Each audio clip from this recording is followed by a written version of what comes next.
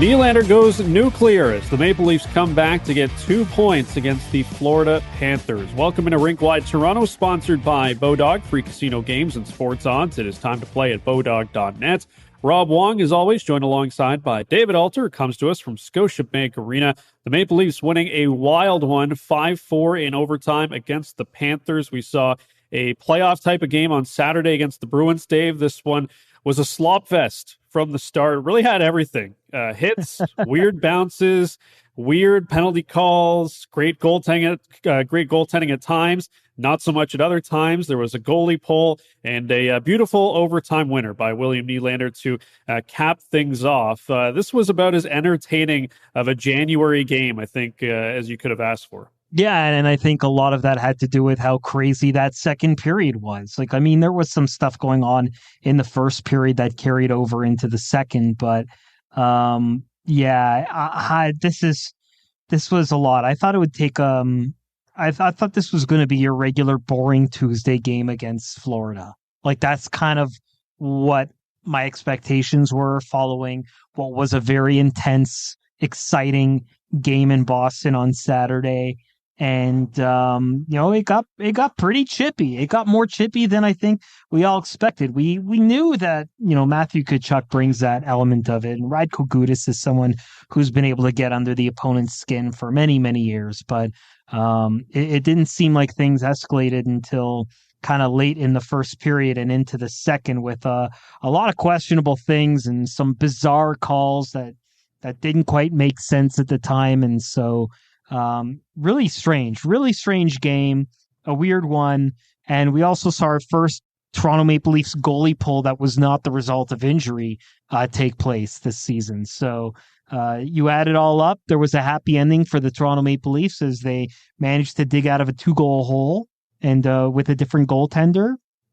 And the Leafs pick up a win and we'll get an actual day off, given all the events that took place within the game. It's probably a well-deserved day off for them as well. Now, you mentioned the chippiness, and that was definitely a big aspect of this game. Radko Gudas and his Gudasness. I don't even really know how to describe it. I mean, he is what he is. But, there's guys like Nick Cousins that was getting into it tonight with Austin Matthews. Ryan Lomberg is a guy that can stir the pot a little bit. And Matthew Tkachuk, as you mentioned, who, historically has been that type of guy against the Maple Leafs. We all remember a few years ago, him and Jake Muzzin getting into it in one of those games against the Calgary Flames. So there is some history there.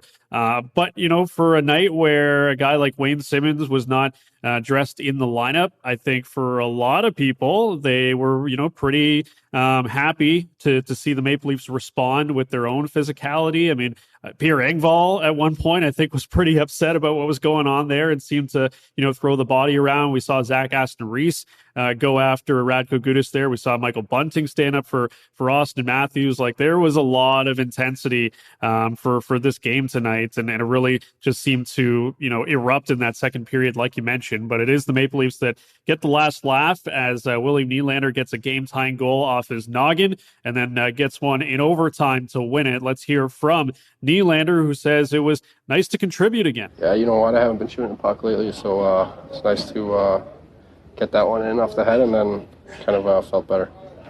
What about the tying goal? What do you see on that one? You know what? I didn't really see anything. I was just in front of the net, and I think Mitchie put it to net, and I guess it just hit my head.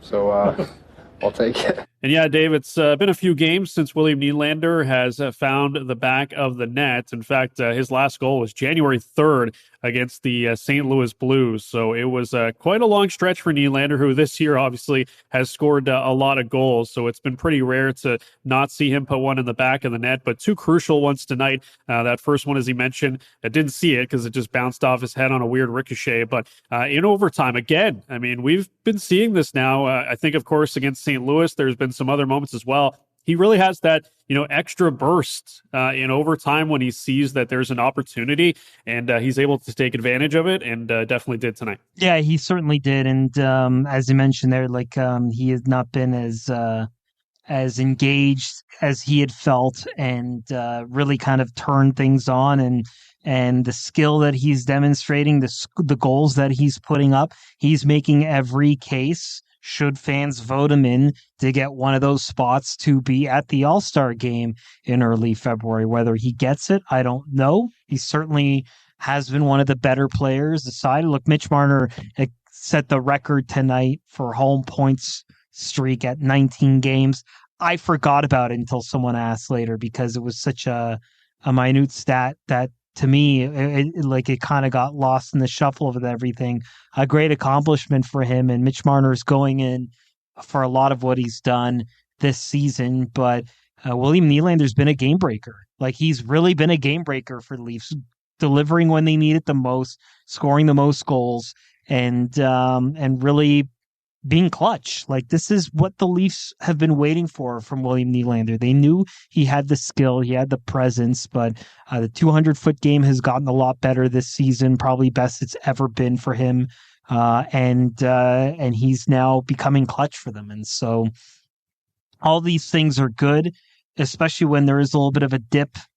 You can kind of see him bring it back, as was stated by Sheldon Keefe a few days ago, that the lulls haven't been for very long. And this was a good example of a lull that was pretty short, maybe a game and a half for William Nylander, but he brings it right back and he delivers when they need him to the most. And you thought maybe there was going to be a situation where heading into that third period, Keefe might flip the top six like he did the other night against the Bruins, but he did stick with it with Matthews and Nylander and Tavares. He thought about it. Now, he definitely thought about it, and Marner was on the ice when Nylander scored that game-tying goal. So just to get the extra star forward out there in that situation with the offensive zone draw was really big in that moment. But just a game where it was a slop fest, like I said before, and the first, 45, 50 minutes was really not good for the Maple Leafs. The Boo Birds came out on the power play, which we will get to later. But the goaltending was not very good. A rough night for Matt Murray, who was pulled after giving up 4 goals on 8 shots, allowed the first shot of the game to be scored. Carter Verhaeghe with a really nice shot, but just one of those nights that didn't work out for Murray. And the first time this year, Dave, we've seen a goalie get pulled for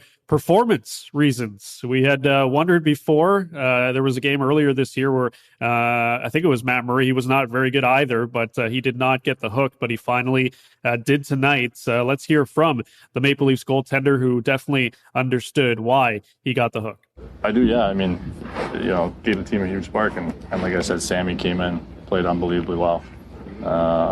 And obviously we were able to turn the game around and get the 2 points. So it's, like I said, again, huge, great job by everybody. So there's Matt Murray's thoughts, and Dave, very understandable. When you give up 4 goals on 8 shots, the team's looking for a spark, and they definitely got it in Ilya Samsonov, who in relief makes 11 saves and a couple of massive ones there in the third period to keep his team in it. And, as we mentioned, the first time this year it's happened, were you surprised when the move was made on Matt Murray in that second period?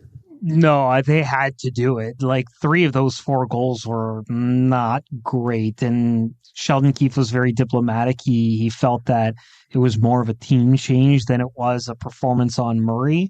But I don't know. I mean, like, those are beating him straight clean. There's a little bit of traffic, but not much. And when you compound it with the final 2 goals he gave up in that game against the Boston Bruins, it kind of makes you wonder a little bit. He was a surprise starter going into this game as well. I think a lot of people, myself included, thought this was going to be Samsonov's turn. This was start number 4 in 5 games, which is the longest or the biggest stretch where one goalie has been leaned on more than the other. And the performances have been such where maybe it wasn't warranted. Like, the first couple were, sure, but they really did kind of take an about face from going from, you're not going to see any goaltender go on a real run here, to a goaltender's going on a run. And Sheldon Keefe spinned it. He said that Matt Murray hasn't played as many home games as Samsonov, and that's why he went with it.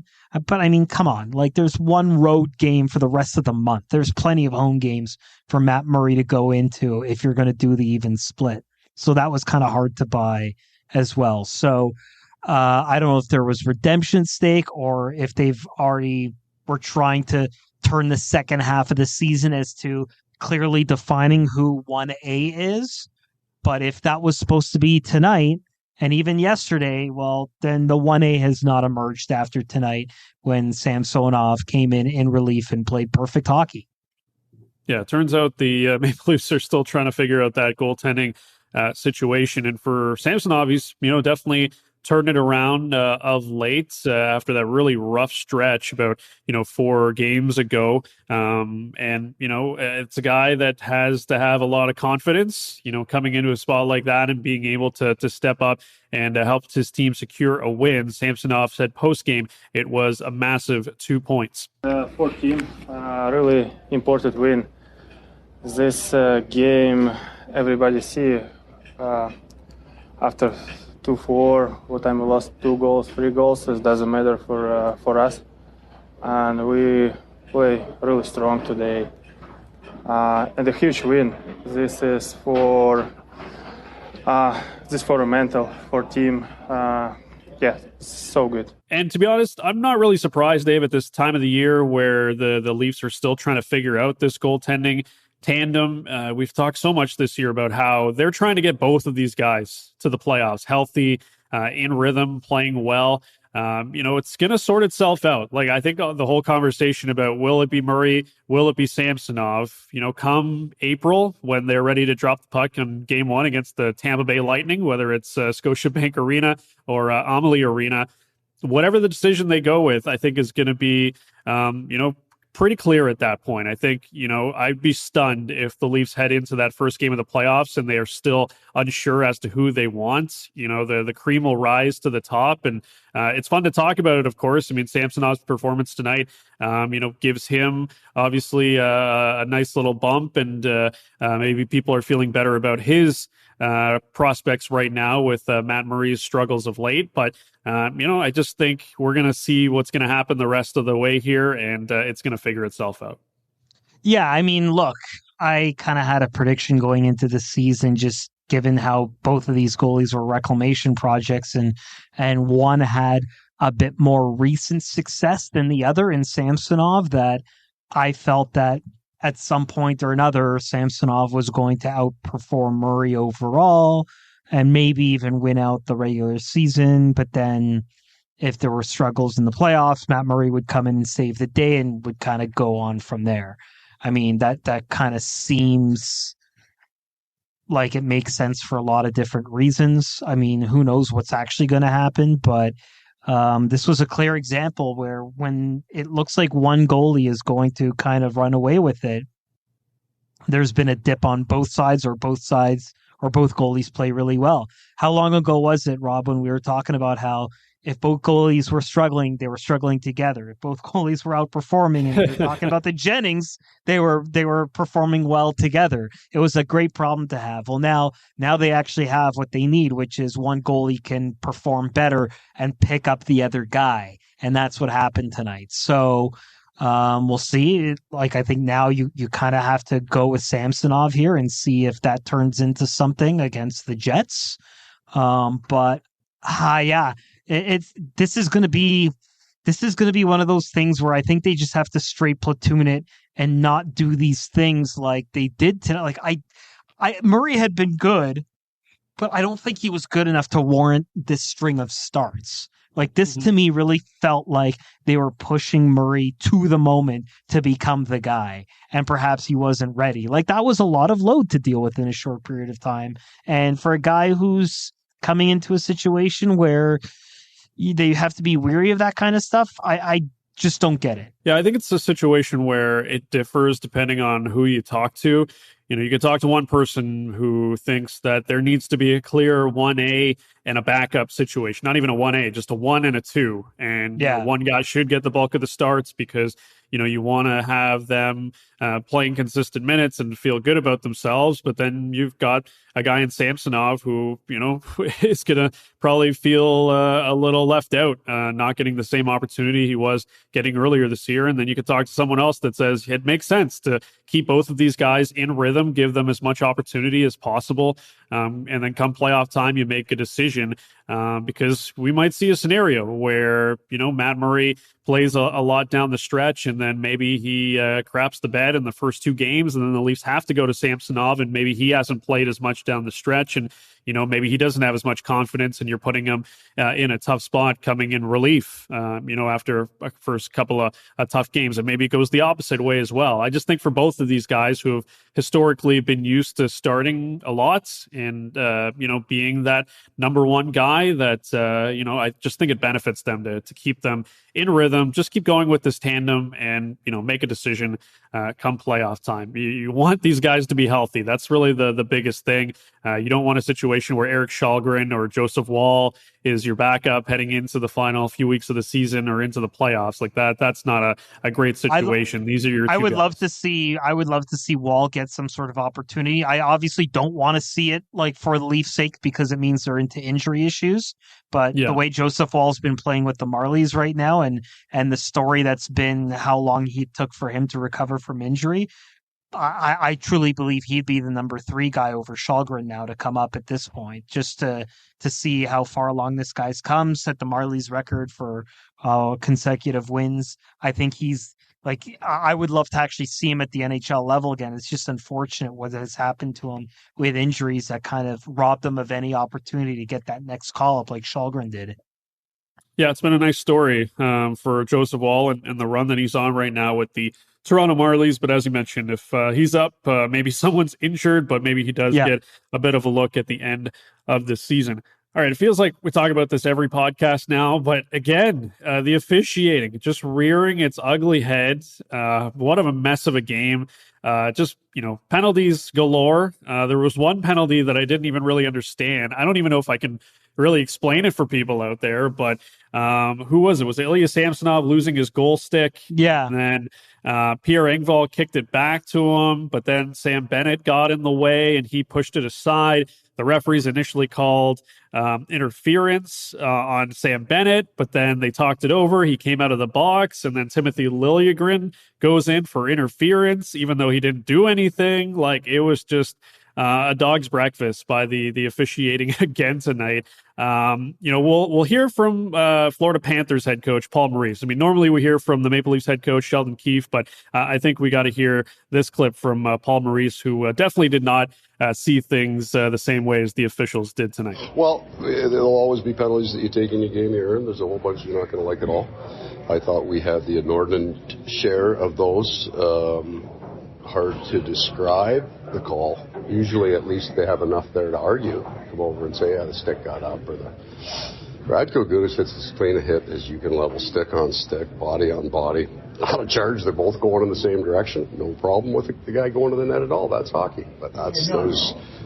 I don't know what the hell those guys were doing tonight, but it wasn't Florida Panther friendly. If there's one thing you can say about Paul Maurice, Dave, never a bad quote. Always has some very interesting things to say, especially when he's not too happy about it. But it just seems like a common theme, right? Coaches come into Toronto and they feel maybe there's a Toronto bias towards the opposing team. But you know what I did like, and maybe I jinxed it, like halfway through the game, I thought, you know what, I don't mind that the refs are actually calling penalties when they're penalties, regardless of the situation. I think the Panthers were called 3 straight times for penalties that were legitimate penalties, and it was warranted. It wasn't like the referees just turned a blind eye because it was 3 straight. But then after that, things just like took a turn for the worse, and I don't know what happened to the officiating after that. But what did you make of it tonight? Yeah, so the explanation to me afterwards basically was, and apparently the league's position on this was, that Liljegren was the wrong guy that they gave the penalty to. Like, that was shocking. No, but it wasn't for what you think. It was actually Engvall who was supposed to go to the box for moving the stick away, because apparently a player cannot, on either team, move the goal stick with their feet or anything, whether it's toward or away. Like, a teammate can actually pick it up and give it to the goaltender, but that's not what Engvall did. And that's what caused the penalty. And because Toronto did it first, the right team got the penalty, but the wrong player got it.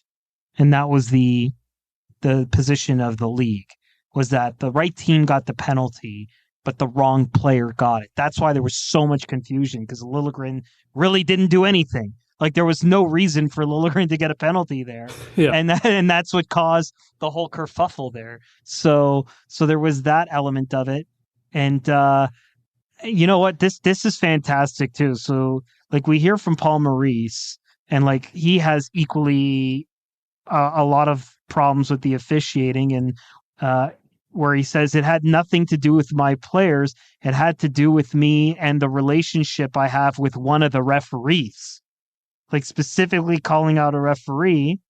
And then it was George Richards, who covers the Florida Panthers for Florida Hockey Now, who actually reminded us that Paul Maurice and Francois Saint Laurent, one of the referees in this game in 2016, Maurice was fined $5,000 for berating a ref and ejected, and that was Francois Saint Laurent.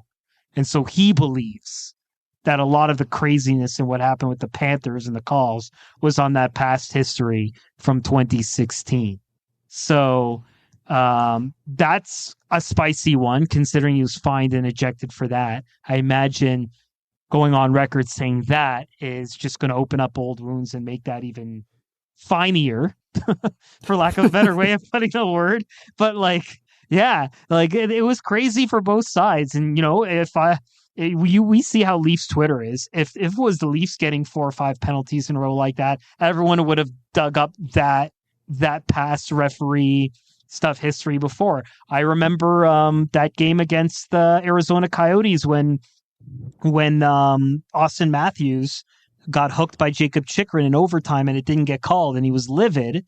And then I remember going back into the game thinking why that was. And I remember going into a game where Austin Matthews showed up that very same official in a game earlier in the year when the goal didn't count, but then he kind of did the signal goal after he did score, like the arm ref point, like, and he did it right at that same official. So like, refs remember, like, there's a human element to it. They don't get it like as objective as they can be.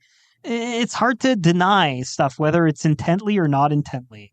Like that, you just don't want to play those games with officials. And that's a slippery slope for Paul Maurice there, going from one team to another. And just, you know, if that happens, he probably does more for his team by just letting that go and not commenting on the officiating instead of bringing up old wounds from 2016. It's just not going to help the relationship. Yeah, I feel like he's definitely going to be forking out some dough for those comments. But what I will say, and I'm not saying that he's wrong by any means, because, you know, he had that happen to him 6 years ago. But to think Francois Saint Laurent's been like hanging on to this for 6 years, and it's like, I'm going to get Paul Maurice 6 years from now on a random game against the Toronto Maple Leafs, that's where I'm really going to make him pay. Like, I think that's probably a bit of a stretch to think that, you know, he's had it out for me. Like, if he did, you know, it would have happened a lot more often, because you've been a coach for the last 6 years, and you never know. You know, there's who knows? I maybe guess, like, who knows? Maybe through the rotation being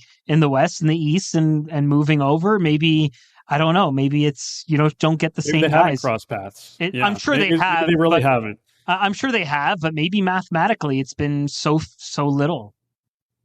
Yeah, that's definitely possible, but I would say it's unlikely. But maybe somebody can dig up all the referee scouting the refs last 6 years, scouting the refs. Yeah, head over there, work with some filters, and see if you can figure out if Francois Saint Laurent has reffed a Paul Maurice game over the last 6 years or not. All right, so getting back to that second period, where the rough stuff definitely picked up in this one. There was a big scrum at one point. Michael Bunting, Nick Cousins getting into it after Cousins cross-checked Austin Matthews a few times. Matthews did score in this game to make it a 4-3 game late in the second for the Florida Panthers to bring the Leafs within 1 goal. He says he knows that Michael Bunting will always step up when needed. Yeah, I mean, he's the ultimate teammate, honestly. Like, he's the guy that's going to stick up for everybody. It doesn't matter who he's going up against. He's going to battle and compete, and He's a guy that we're extremely close, and so we really enjoy playing with each other. And I know he's always got my back out there. And this just continues a trend, Dave. I mean, we've seen it all season long. The Maple Leafs standing up for each other. Austin Matthews specifically, I can think of. Michael Bunting tonight. Remember earlier this year, Mark Giordano with the Luthez press on Travis Konechny. Right. Rasmus Sandin fighting Oliver Wahlstrom of the Islanders after a questionable hit on Austin Matthews this year. So not to say that Matthews is always the one in the middle of this stuff, but, for everyone that always talks about this team never standing up for each other and they just let other teams kind of push them around, that definitely did not seem to be the case tonight. Yeah, when this was happening, especially early on with the Engvall Gudas hit, I thought to myself, okay, I'm going to expect a Dryden Hunt or a Jordy Ben fight at some point soon. And it was the cast of characters that maybe you don't expect. You expect it from Bunting, but it wasn't in direct retaliation to that. It was, Austin Matthews kind of getting berated there at the end of at the end boards. And then it literally looked like that second punch reminded me of the Roman Reigns Superman punch when he came in there, just like flying in. And that's where things kind of got wild. And it was a really crazy game. Especially Gudas earlier in the game when there was that hit with Aston Reese tries to go stand up for him and then he just turtles. At the old school, people hate that when you turtle, like they call you gutless for doing it.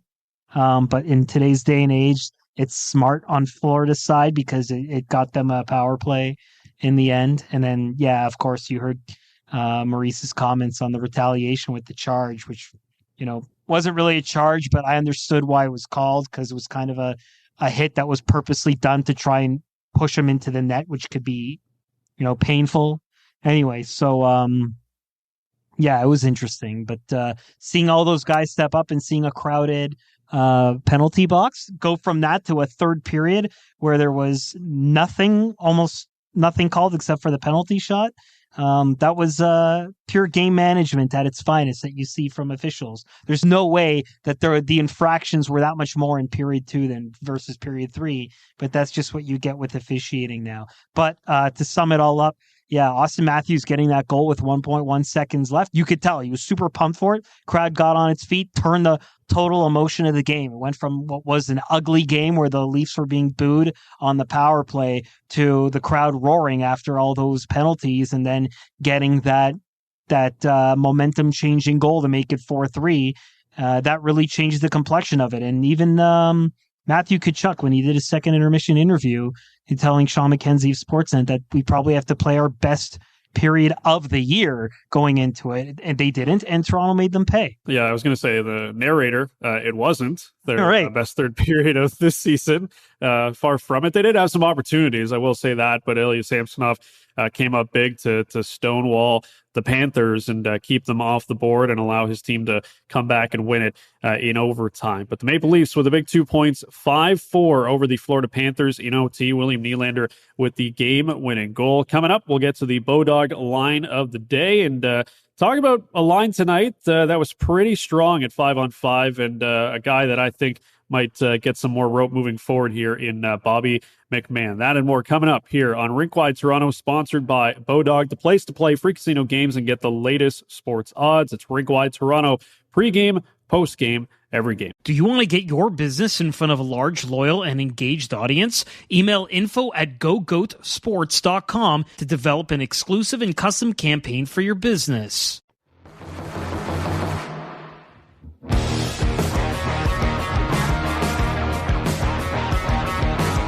It is Rinkwide Toronto, sponsored by Bodog, the place to play free casino games and get the latest sports odds. Rob Wong joined alongside by David Alter, who comes to us from Scotiabank Arena. Leafs winning it 5-4 over the Florida Panthers this evening. Time for the Bodog line of the day, and if you put down a wager for the Maple Leafs to score a power play goal tonight, congrats. They got 2 to despite how bad it looked at times. But again, David, we saw Sheldon Keefe go back to Morgan Rielly on PP1, and it was successful with that Austin Matthews goal late in the second period. However, another shorthanded goal allowed with the 5 forward look. So the people that are old school, you can't have 5 forwards out there feeling pretty good about themselves tonight. Maybe they get the win on that, but like, this is not the last time we're going to see the 5 forward power play. Like, I think we're kind of foolish at this point to say, Sheldon Keefe's never going to do it again. He's going to do it again, maybe not next game. But what do you think about this constant referendum that people keep having on a night-to-night basis with the 5 forward power play? Because when it looks great, nobody says anything. And then when it doesn't work well and they give up a shorthanded goal, it's, wow, this is the dumbest thing of all time. Well, the one thing I will say is I think it was just before that goal, there was one play where Morgan Rielly just looked like he completely didn't know what was going on, and the puck went by him, and I was just like, what is happening there? Like, I thought Morgan Rielly had a pretty good game outside of that. Like, I know a lot of the criticism he's getting, he's certainly been a hot topic among some, but I don't think it's warranted yet. But that play, I just thought to myself, I've never seen Morgan Rielly just look like a statue when he had a puck, like in that particular moment. But he recovered, helps with the goal. And yeah, the 5 forward power play. Look, I think people are just realizing that this is something that they can have some fun with and figure out where it works and where it doesn't work. I would be shocked if we see this a lot in the playoffs. I can see it happening when the Leafs are down a goal or down 2 goals.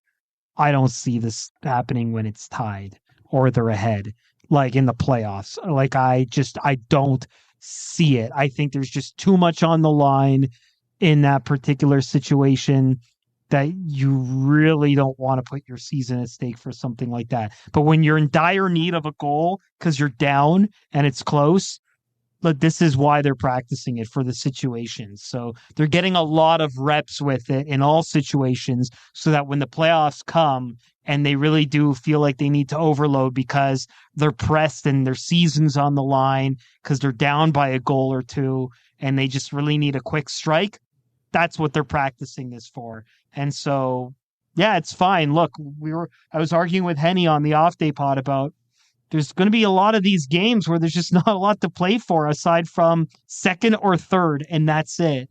And so you may as well have some fun with it. And so I don't mind them switching it up and doing the 5 forwards for as long as they are, considering there really is not a lot to go up or down to.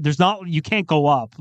It doesn't seem like Boston. It doesn't seem like Boston's relenting anytime soon. And then with Tampa, it's just like, okay, you know, the Leafs could slide and maybe Florida catches up a little, but I highly doubt it. This looks like it's a 2-3 race now. Yeah, it's really funny, sort of the opposing look on the other side where the Florida Panthers on their first power play unit, they run 2 defensemen. So it's a little bit more old school in the fact that they have 2 defensemen. The formation is not the same, of course, as it used to be where you had 2 guys just from the point bombing away. They have like Aaron Ekblad and Brandon Montour that kind of mix and match on the flank there. But just kind of funny, you got one team that runs 5 forwards and you've got another team running 2 defensemen in the Florida Panthers, and they did get a goal on the power play with those 2 defensemen on the ice. But it's going to be still a process for the Leafs. They're going to keep running out this 5 forward unit every once in a while. Maybe they do it as early as Thursday against the Winnipeg Jets, first time out there, and we'll see how things go. But you talked about Morgan Rielly, and we've seen it at times, earlier this year with him and Timothy Liljegren as a pairing, but that pair put together for this game. It was put together at practice the other night and other day, I should say. And at least as far as the metrics go for expected goals, definitely solid for that pairing at 5-on-5, 66% of the expected goals. They were outshot 13-14 shot attempts at 5-on-5. But I think it's pretty clear that for the time being, this has to be your pairing with Morgan Rielly until TJ Brody comes back. Liljegren has just been so solid, and he's working great with Rasmus Sandin, but the reality is he works great with anyone. Like, that's just how reliable he is right now. But what did you think of that duo tonight? Yeah, exactly what Morgan Rielly needs. Like, you need a you need a stable partner in there. None of this rotating guys around. Look, when he was there with Timothy Liljegren for the first couple of games, I thought Morgan Rielly was all right. Of course, it was his first 2 games back, so it was kind of hard to judge. But then he went into rotating guys. TJ Brody eventually found their way, and it's pretty clear. The Leafs optimal when everyone's healthy, minus Jake Muzzin, of course, because we know Jake Muzzin's situation right now being on LTI. It's the optimal look right now for them is Riley Brody, Giordano Hall, Sandin Liljegren. A lot of people will make the argument that they would rather see Timmins in there instead of Hall, but Hall's actually performed pretty well down the stretch with Giordano, that you don't want to mess around with that. So that's your optimal look. I get why they didn't want to break up Sandin and Liljegren in the last few games, and they made Morgan Rielly rotate with so many different partners. But the truth of the matter is, you really should not care about how well Sandin and Liljegren play together when they're your 5-6. When they're your 3-4, sure. But when you're 5-6, when you're worried about your 5-6 staying, and then you just have your one, your presumptive one, rotating with so many different guys, your guy is supposed to lead in ice time.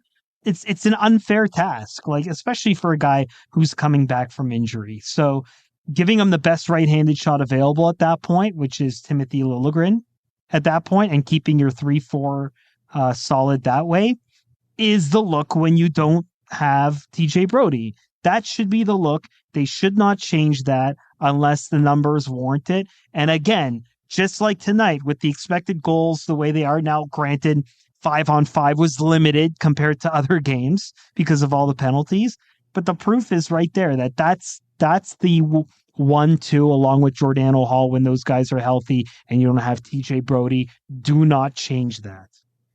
Yeah, I think they have a formula. They have a grouping here that works when everybody is healthy, and you want to make sure that's it's consistent as possible. Because, like you said, if you keep rotating guys around with Morgan Rielly, it's just going to be a challenge for him to try to get comfortable with a new guy every single night. So find some consistency there, and hopefully TJ Brody is back very soon. We'll get to that, of course. We'll get to some of the injury updates from the last couple of days for the Maple Leafs. But one line I did want to give props to, or actually just a few guys I wanted to give props to, but Pierre Engvall and Bobby McMann I thought were really strong in this game. And Engvall, you guys know that listen to this podcast, I'm a big Engvall guy. I think he's one of the more underrated players on this team. Just really does not get enough credit for the things that he does. And the last games especially, just take the numbers out and just look at the eye test and just see how he's been all over the place, Dave. It's been really really impressive. But yet again, I know Bobby McMann feels like we've talked about him every single game so far, but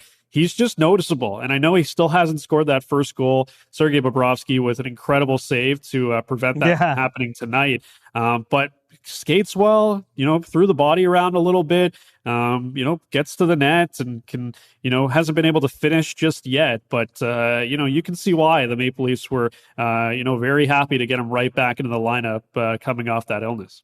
Like, I don't want to say he's Pontus Holmberg in terms of the way he's been able to adapt at the NHL level, but he looks like he belongs there. Like he looks like he belongs there. When there's guys that come up, you always wonder, are they going to get caught? Are there going to be rookie mistakes? And there really hasn't been too much to point out from a negative about Bobby McMann's game in these 3 games that he's played. As far as Engvall's concerned, look, Engvall's turned it around a lot, especially in the last month, that when Austin Matthews wasn't around, instead of changing the centers up, which they did eventually, but in that first game, they moved Nylander to center and promoted Engvall up over other people they could have just moved to interchange to the center spot because Engvall had been playing some solid two-way hockey. And they felt that he was the next best option in that regard over any of the other wingers that were playing in the bottom 6 or even a center like Alex Kerfoot, who up until the earlier part of this season would be the default de facto guy you put up at center in the top 6 when either one of Tavares or Matthews was unavailable. So now that you don't have that and you have that other move, this is where Engvall's kind of proved himself. It didn't really work. It was There was a lot of shuffling that they kind of had to do, and Engvall kind of had to move around the center a little bit too. But yeah, Engvall's taken a step, and he's really provided some stability on that third line. And a lot of that goes to David Kampf as well. Like, it seems like David Kampf brings out the best in Pierre Engvall, and that's why you kind of see those two guys play together and very rarely ever get split up. Yeah, that's a combination that works really, really well for those guys. Also should give a shout out to the fourth line that saw Zach Aston Reese, Dryden Hunt getting his first goal as a Maple Leaf tonight on a great pass from Morgan Rielly there on that rush. But Alex Kerfoot, I thought, was really strong as well, picks up that power play goal. So the bottom six really stepping up for the Maple Leafs in this one, and a big reason why they were able to get the 5-4 win. But as I mentioned before, got a lot of injury news to update the people on, and got to start with the Nick Robertson stuff, Dave. I mean, this is probably the last chance we'll get to talk about him for the rest of the year, but he will in fact undergo shoulder surgery and will miss the rest of the season. Just, man, the guy cannot catch a break. It's hard. We talk about it all the time, seemingly for the last 3 years here with Nick Robertson, but you just feel bad for the guy, and you hope at some point he's able to get healthy and get a full run of games. No one's ever going to play maybe 82 games with the way the game is these days, physicality and maybe some, load management. But for a guy that just can't stay healthy, it's just another massive blow to his confidence, and you hope he can bounce back like he has so far from the previous injuries. Yeah, so I don't know if it's needing to get thicker like he tried to do this offseason or whatever it was, but it's got to be demoralizing that it just seemed like an innocuous hit in the corner boards that caused the damage that it caused. And so now he's going to have to put in a lot of rehab after his surgery and really put the work in to be bigger, faster, stronger, all the cliches that you expect. Maybe they'll do a montage video, if he ends up having a breakout return from this, and then they can kind of, whether it's an episode of The Blueprint or whatever, figure out how they can kind of tell that story. But yeah, he's been through so much in the last 4 years now. He is on that entry-level slide, so the Leafs do have him for one more season next year.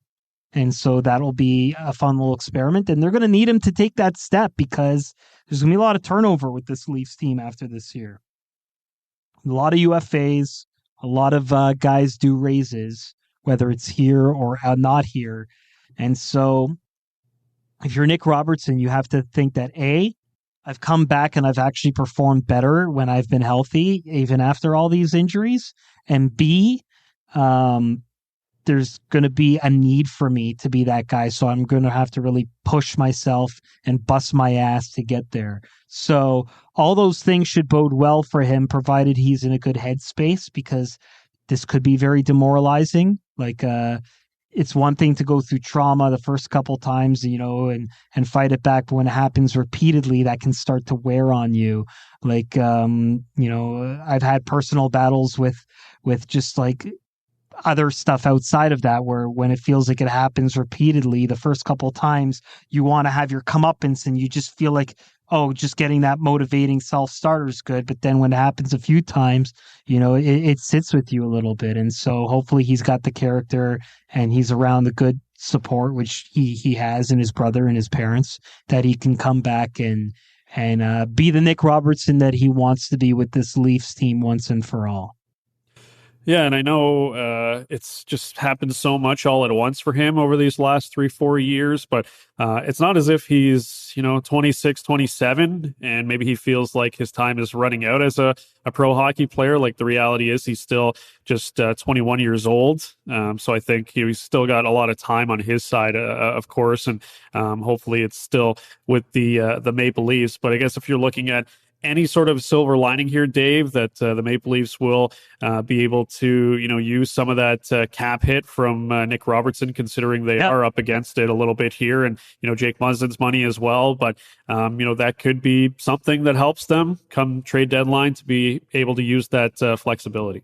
Yeah, I wrote a piece on this that went up this morning on SI.com about the silver lining and the salary cap. I had some people kind of not sure because they thought, well, even if he was healthy and they needed the space, they could have, sent him down because he doesn't require waivers. And while all that part's true, what is not true about everything is the fact that because he's on LTI for the remainder of the season, it pushes up that upper limit, whether they were going to send him down or not. And that's money they can use now. And they also don't have to worry about activating it ever because they know he's not coming back. Where with other guys, and you've seen that in 2021, when there was LTI with Frederik Andersen, they kind of had to be fortunate that there were other injuries to Bogosian and Hyman where they kind of had to interchange the LTI all throughout the year, and it kind of got weird. And, the Golden Knights had that situation where conveniently Mark Stone was ready to be on LTI as other guys were ready to come off LTI, because other than that, they just don't have a legal roster with everybody until the playoffs. And Tampa's a great example of that too in 2021, right? So, it's knowing that is making it easier for the Leafs in terms of figuring out what their LTI exception is between now and March 3rd so that they can appropriately use every dollar that they feel they need to use to improve their team. Sucks they're not going to have Nick Robertson available to them, but his few bucks shy of $800,000 is going to be helpful with all the double retention through all the tactics that the Leafs are definitely going to use ahead of the trade deadline to try and improve their club. Yeah, you need as many coins as you can to pull off some of the cap gymnastics that the Maple Leafs are going to attempt to do. Let's cap things off here with TJ Brodie, who did take the optional morning skate, that obviously not play in this game, still recovering from that rib injury. What's his status here, Dave? Yeah, so at the time, they just said he was on injured reserve. And then yesterday, Sheldon Keefe let it be known that that he was told at the time of the injury that it was roughly a 2-week time frame. And so that was 10 days ago. So we're looking at the 21st, if you want to do the math, in and around then, when maybe you see TJ Brodie come back. He's obviously not skating with the team yet, but as was the case when he had the oblique injury against, in November, he came back against the Dallas Stars with just one practice, not even a real full practice, and he was able to come back just fine. So if he can get a couple of skates in and then he feels fine and ready to go, and the Leafs feel confident that he can go, then he's back in there and the Leafs have that optimal look again. So there is that, and that will help the Leafs going forward for sure, because it seems like they're a better team with him than without him. Yeah, that is a no doubter. When TJ Brodie is back, that will be a big boost to a team that maybe at times of late has not looked particularly good defensively, and with the goaltending kind of up and down right now. It'd be nice to have a guy on the back end that one up, one down is definitely pretty good about it. Yeah, one up, one down. Ilya Samsonov picking up the save tonight for the Maple Leafs, coming out of the bullpen in relief of Matt Murray. All right, the next Rink-Wide Toronto postgame show will be Thursday night when the Winnipeg Jets come to town for their Stanley Cup final, because they just love beating the Maple Leafs when they get that opportunity. So we'll see if they can hoist the cup at Scotiabank Arena on Thursday night with a victory over the Maple Leafs. Make sure you like, review, subscribe to the pod wherever you get your favorite pods. You can follow us on Twitter at RinkWideTOR, at DAlter, and at RobWong34. And you can always get the podcast at RinkWideToronto.com. For David Alter and producer Aaron, I'm Rob Wong. You've been listening to Rink-Wide Toronto, sponsored by Bodog, Canada's home for casino games and sports odds, where everyone goes to play. You've been listening to Rink-Wide Toronto, pregame, postgame, every game. Hey, it's Darren Dreger and Ray Ferraro from the Ray and Dregs Hockey Podcast. And Ray, we're into the second half of the NHL season, and the trade deadline is obviously getting closer. Every night, wins and losses are starting to mean more as teams try to stay in the mix in the standings to secure that playoff spot. And man, some teams could use some help before the deadline. Yeah, we've got the storylines, trade rumblings all covered, along with the top hockey guests twice weekly, right here on the Ray and Dregs Hockey Podcast. Check us out everywhere you get podcasts.